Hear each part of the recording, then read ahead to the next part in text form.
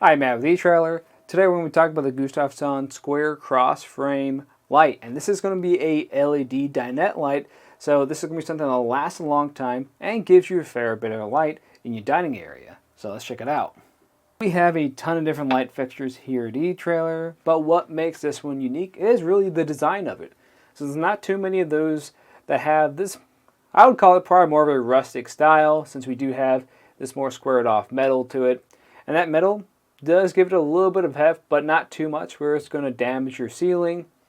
And it is going to have this textured black powder coat surface to it. And if this type of style matches the rest of your RV, that's great. This will look really nice. Now the center, we're going to have this type of other material, and the actual LED lights are going to be inside of there. And that's what gives us more of this warm light to it. I like having a warm light in my RV because if you have something with a cooler light temperature, it feels more like a hospital in my opinion, as opposed to something like this that makes it feel more like a home. This is going to be a little bit more narrow than some other options out there. So in some ways, if you have anything else on your ceiling, you don't have to worry about it making contact with it. Now it is going to sit a little bit further down compared to other options, and this is almost going to be 12 inches in its length. So definitely watch out for this if you are standing up, so you don't bump your head on it. Now we are going to have a button. Let's say if you have all the other lights on, but you want to turn this one off, just press that, and you can really see a big difference what we had before and now. And when I turn it back on, I will say you do get these more hard lines at the very top, which kind of look cool if you're looking for more of a stylized look in your RV.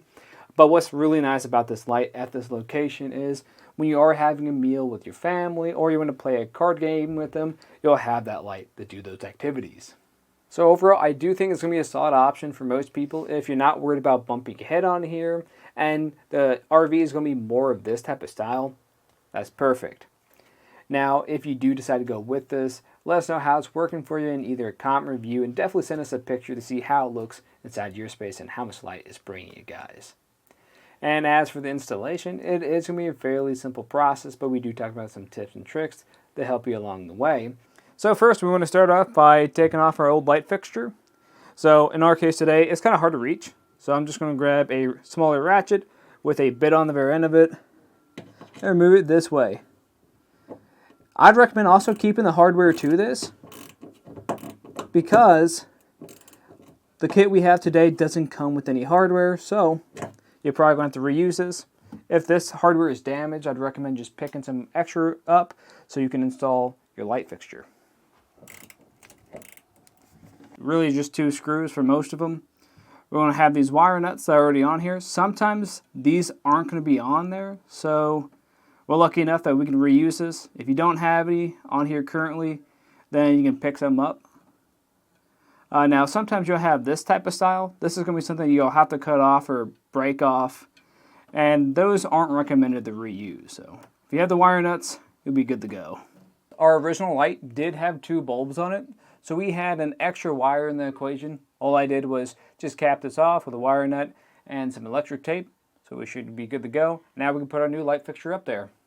Grab our light, and we're going to connect it to our wire, so your power and ground. So they're typically going to be color coded, so we're going to connect white to white